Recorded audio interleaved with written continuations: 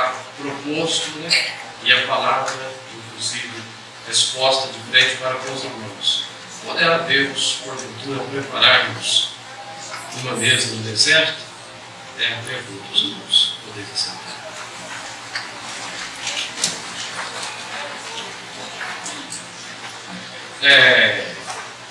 Meus amados irmãos, preparar uma mesa, nós tivemos assim dentro desse salmo, né, e recebendo a edificação de Deus, e o que Deus tem falado no nosso coração, nós vamos falar aqui. Não sei se vou falar, quero resumir mais do tempo possível, mas Deus realmente, eu entendo que Deus falou grandemente no meu coração, não apenas com a parte do versículo, mas todo o salmo, né? E aquilo que Deus sempre põe no nosso coração, a gente propõe falar. É bem provável que isso não será possível, né? Preparar uma mesa no deserto seria mais que um oásis no deserto. Seria uma assistência geral. Afinal, foram 40 anos no deserto, andando, perambulando, sem local fixo para morar, sem emprego, sem dinheiro, sem comida e sem lugar para comprar. Sem a água, sem a vegetação, sem médico e sem assistência social, psicológica, sem outras comunidades, sem lazer. Humanamente falando, eles estavam perdidos, sem futuro ou destino. Eram mais de 600 mil homens, sem contar mulheres e crianças, como diz o texto sagrado. E preparar-lhes, pois, uma mesa no deserto seria dar àquela nação de gente total e completa assistência. Humanamente falando, era simplesmente impossível. A questão era, é o que nós entendemos no texto, poderá Deus por acaso ou porventura preparar-lhe uma mesa no deserto? O que o povo, meus irmãos, estava questionando é a questão de fé e poder. O povo estava questionando se Deus podia preparar para eles uma mesa no deserto. E nós perguntamos, e parece que essa resposta seria tão fácil. Deus pode? É claro que os irmãos responderiam que pode. Eu não sei se eu estivesse lá junto com eles, se eu responderia firmemente. É uma situação, falar de fora é uma coisa. Ele pode todas as coisas? A igreja presbiteriana, e nós somos o ramo do presbitério comum, ensinamos a soberania de Deus. Meus irmãos, e Deus como soberano, Deus, Ele se revela na sua palavra como onipotente. Ou seja, Ele pode todas as coisas. E eu perguntaria para os irmãos, irmãos acreditam que Deus pode todas as coisas? Amém? Amém. Então eu perguntaria à igreja, Deus pode ser infiel? Amém? Deus pode negar a si mesmo? Mas os irmãos falaram que Deus pode todas as coisas. É interessante quando a gente começa a ler a Bíblia e certas coisas vai abrindo o nosso entendimento, a nossa compreensão referente à palavra. A palavra diz sim que Deus é onipotente. Salmo 139, uma das passagens muito rica em ensino. Deus, na verdade, Ele pode todas as coisas sim. Mas Ele só faz as coisas segundo o conselho da sua vontade, conforme Efésios 1, 5, 9. A Bíblia diz que Deus faz todas as coisas. Aliás, o catecismo Westminster, tanto menor como maior, conforme o propósito do seu conselho, que é a sua santa vontade. Efésios 1, 11. Sobre, queridos irmãos e amigos, a onipotência de Deus se define. Deus não faz todas as coisas por não poder fazer, mas por não querer fazer. Creio que este é o assunto em pauta dos mais importantes, e como eu gostaria realmente de dialogar um pouco sobre isso. Essa definição sobre o Deus que tudo pode. Deus não faz todas as coisas por não poder fazer, mas por não querer fazer. Queria que os irmãos prestassem, se Deus realmente se propõe falar no coração do irmão, da irmã, do amigo, realmente pensasse nisso. Deus não faz todas as coisas, não por poder fazer, mas por não querer fazer. O evangelista São Mateus, ele registrou certa feita de um leproso que veio e prostrou-se aos pés de Jesus e rogou-lhe dizendo: Senhor, se quiseres, pode tornar-me limpo. E diz que o Senhor Jesus, comovido, né, tocou naquele leproso e disse: eu quero. E disse que no mesmo momento o leproso ficou purificado. Mateus 8, 2, 3. É interessante, eu quero chamar a atenção dos irmãos, que havia muitos leprosos nos dias de Jesus que morreram vítimas de lepra. Perguntamos, por que Jesus não os curou? Pode a resposta parecer estranha para muitos, mas eu gostaria de ser bastante enfático, porque é a verdade. Jesus não os curou porque não quis curá-los. Isso pode deduzir praticamente de Lucas 4, 18 a 28. A injustiça da parte de Deus, alguém pergunta. A palavra de Deus responde que não. Romanos 9, 14. Deus disse a Moisés: compadecer-me-ei de quem eu me compadecer, e terei misericórdia de quem eu tiver misericórdia. Romanos capítulo 9, verso 15. O profeta Isaías, falando sobre o poder e o querer de Deus, disse: ainda que o número dos filhos de Israel seja como a areia do mar, o remanescente, ou seja, uma sobra ou um resto, é que será salvo. Romanos 9, 27. Relativo à graça de nosso Senhor e Salvador Jesus Cristo, pergunta-se se a morte vicária de nosso Senhor no Calvário e o seu derramamento de todo o seu sangue é suficiente para salvar a todos. Porque ele diz que o seu sangue é derramado somente por muitos, conforme Mateus 26, 28? Outra pergunta: há acepção de Deus para com as pessoas? Jesus responde que não, mas deixa claro que não basta chamar-lhe de Senhor para ser salvo por ele. Se não desejar obedecer e cumprir todo o seu querer, jamais verão o reino do céu. Isso são palavras de nosso Senhor em Mateus 7, 21, 27. Obedecer e cumprir todo o seu querer não é somente cantar ou filosofar, e sim desejar de fato obedecer e cumprir os mandamentos da palavra de Deus, conforme Atos 2, verso 37 a 47.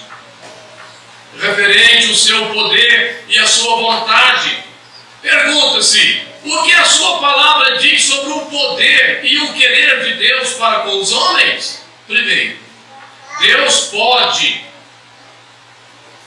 perdoar e salvar a todos. Entretanto, Ele só quer. Eu queria que os irmãos prestassem atenção nisso, isso é muito importante.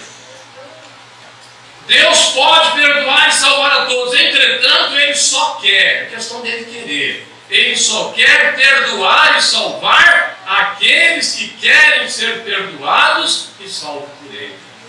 Deus pode perdoar e salvar a todos, mas Ele não quer perdoar e salvar aqueles que não querem. Se alguém não quer ser perdoado e salvo por nosso Senhor Jesus Cristo, pode ficar tranquilo, porque Ele também não quer te perdoar e nem te salvar, com toda certeza. Deus pode, mas não quer perdoar e salvar a qualquer que não quer ter compromisso de cumprir e obedecer a sua palavra. Isso Ele deixa muito claro em São Mateus 7, 26, 27. Ele disse: eu amo os que me amam, se me buscarem, me acharão. Provérbios 8, 17. Segundo lugar, o Senhor Jesus pode dar a vida eterna para todos, mas Ele só quer dar a vida eterna para aqueles que querem a vida eterna. Em hipótese nenhuma, Jesus demonstrou a sua vontade de dar a vida eterna para aqueles que não querem.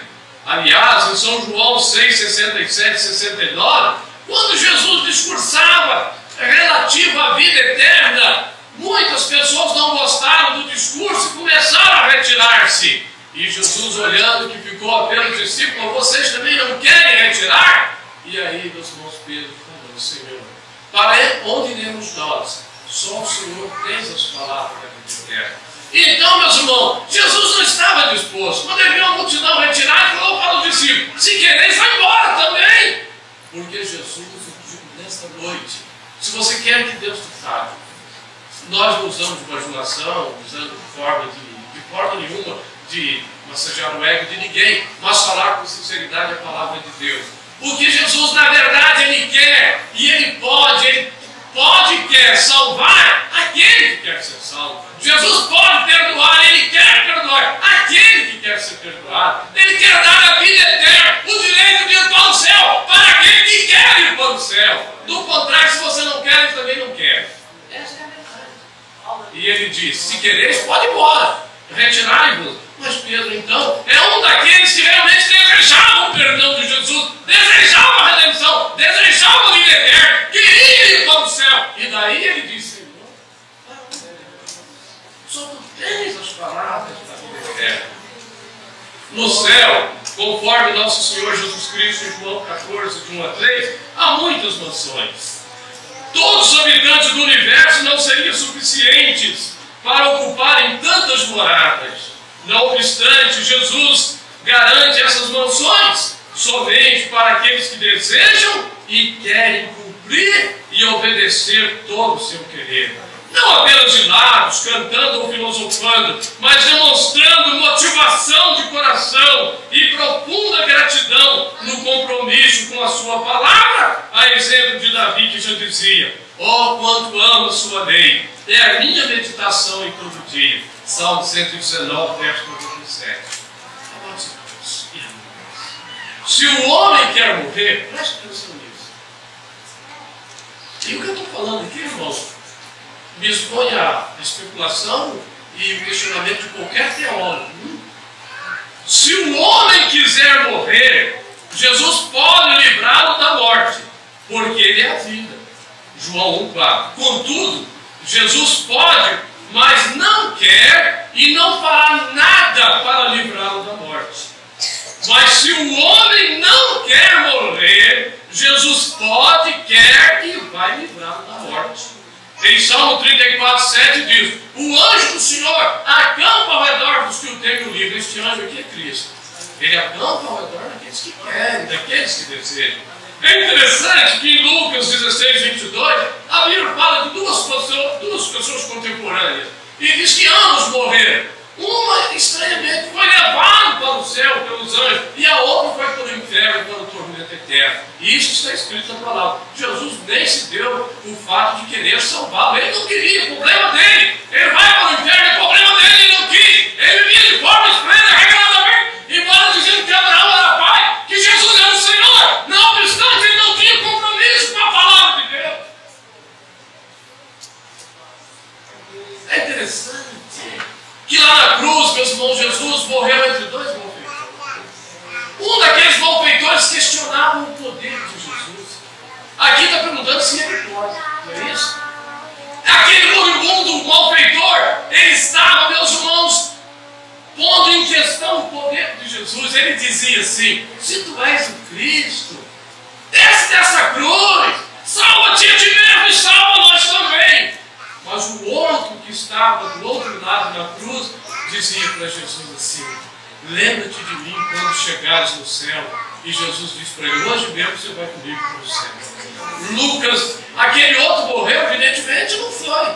Porque se o homem quer morrer, Jesus pode livrar da morte, mas Jesus não vai livrá-lo, ele não quer livrá-lo. Ele, mas aquele que não quer morrer, Jesus pode, quer e vai livrá-lo de morrer. Essa é a verdade gloriosa da palavra de Deus. Ele mesmo diz, se alguém guardar a minha palavra, nunca verá a morte. João 8, 51.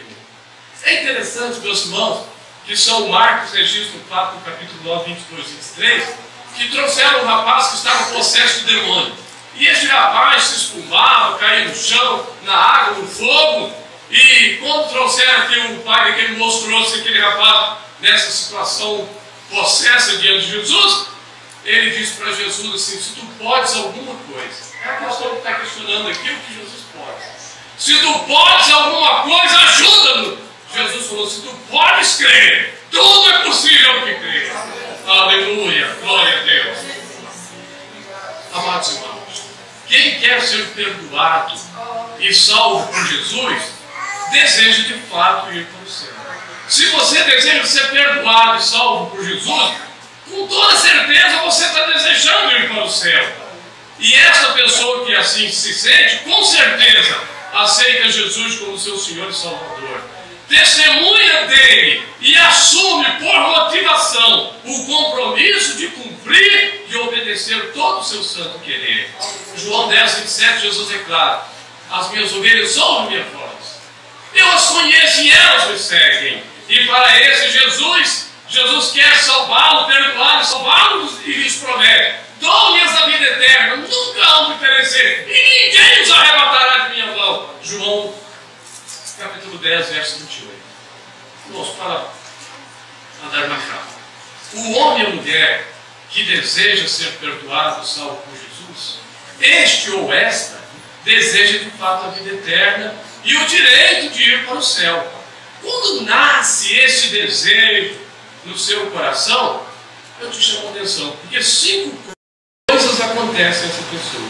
Primeiro, ela entra no caminho.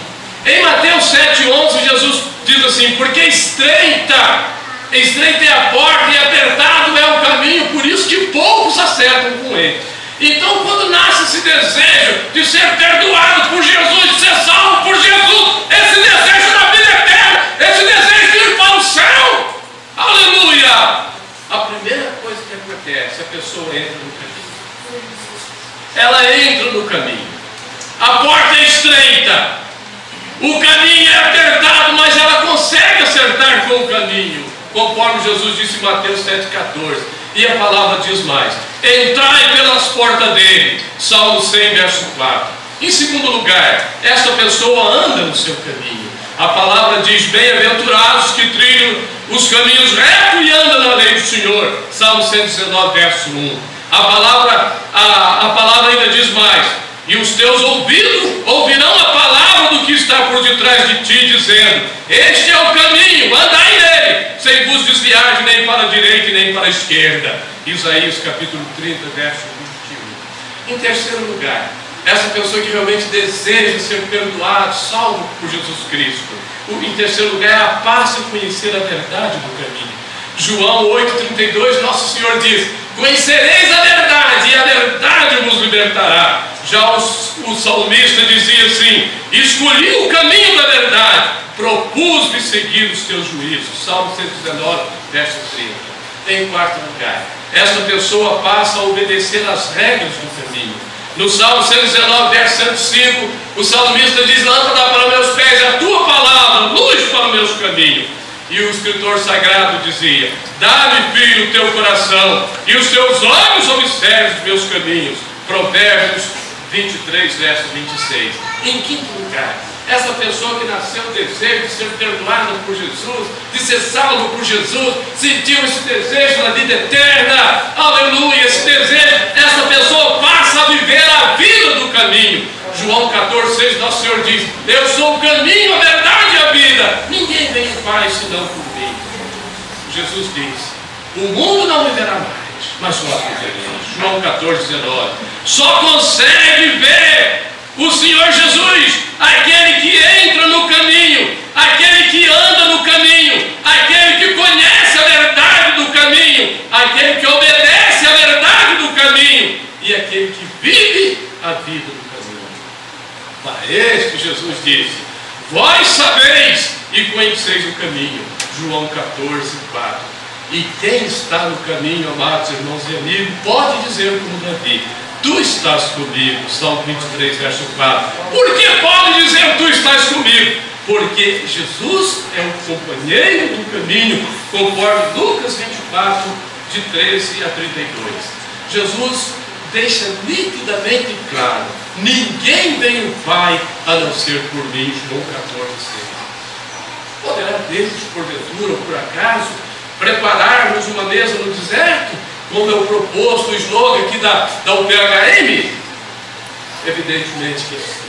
Ele pode tudo, ele pode todas as coisas. Contudo, ele só faz as coisas que são segundo a sua santíssima vontade, conforme Efésios 1, verso 11. Relativo aos homens, ele pode salvá-los, ele pode dar-lhes a vida eterna, o direito de entrar, o direito da outra vida além desta, no céu, num estado infinitamente melhor que esta vida aqui. Conforme Filipenses 23, capítulo 3, verso 20 e 21. Com tudo isto, ele pode e quer dar isso para quem quer. Apocalipse 21 e 6. Mas ele não quer dar para aqueles que não querem. Conforme ele mesmo diz em João 3,36. Aquele que crê no Filho tem a vida eterna, mas aquele que não crê no Filho, sobre ele permanece a ira de Deus. Amados e amigos, Deus não se importa com aquele que não importa, mas se importa com aquele que se importa e o importa para o céu. Ao passo que ele exporta para longe deles aqueles que não anelam, não têm motivação por esta tão grande salvação, conforme o Salmo 138, verso 6. Ele exporta para longe dele aqueles que não têm motivação, desejo em obedecer e cumprir os seus preceitos. O Salmo 1, verso 4 a 6 é como essas pessoas que não desejam, não sentem motivação, desejo de realmente cumprir o seu santo querer, é como um tornado. Eles é como a moinha que o vento espalha. E eles não subsistirão na congregação dos justos, e não terão parte na sorte dos justos, conforme o Salmo 1, de 4 a 6. Assim, amados irmãos, a vontade de Deus em nos salvar depende da nossa vontade, do nosso desejo, da nossa motivação de ser salvo por Ele.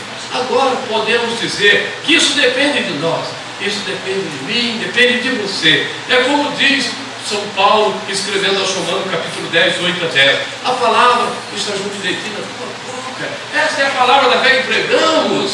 Se com o teu coração creres que Deus ressuscitou o seu Filho dentre os mortos, e com a tua boca fizeres confissão para a salvação, será salvo. Porque com o coração se crê para a justiça, e com a boca faz confissão para a salvação. Deus pode infinitamente fazer mais do que simplesmente. Aí que vem a questão de se questionar se Deus podia preparar a mesa. Deus pode fazer infinitamente mais do que simplesmente nos preparar uma mesa no deserto. Como nós falamos anteriormente, entendemos que por mesa no deserto seria saúde, dinheiro, segurança, bem-estar físico, psicológico, social, lazer aqui desta vida. Entretanto, Deus pode fazer muito mais além disso por você, fazer por mim e por nós, mas depende de nós desejarmos, depende do nosso querer. Ele pode perdoar os seus pecados, salvar a sua alma, te dar a vida eterna, te dar o direito de ir para o céu, te dar um corpo semelhante ao corpo de Jesus Cristo, seu Filho, imortal e glorificado, e o seu paraíso, onde Deus limpará os seus olhos toda lágrima, não haverá mais morte, nem pranto, nem clamor e nem dor, conforme o Apocalipse 21, 4. Lá você, com certeza, diz a palavra, contemplará o rosto de Cristo e reinará com Ele para todo sempre. Apocalipse 22, 4, 5. E isso só depende do seu desejo, da sua motivação em seguir o que né? Todos que de fato, de verdade, tiver essa motivação, esse desejo, receberam Jesus Cristo como seu Senhor e seu Salvador. E essas pessoas, meus irmãos, ao longo de 2000 anos, eles testemunharam que receberam uma outra vida em Cristo. Como Paulo, por exemplo, que diz: quem está em Cristo, nova criatura é. As coisas velhas passaram. Deus nos abençoe e te melhore e fale no nosso coração. Porque eu posso dizer, irmão, que Deus hoje, com essa palavra, falou plenamente no meu coração. Deus nos abençoe.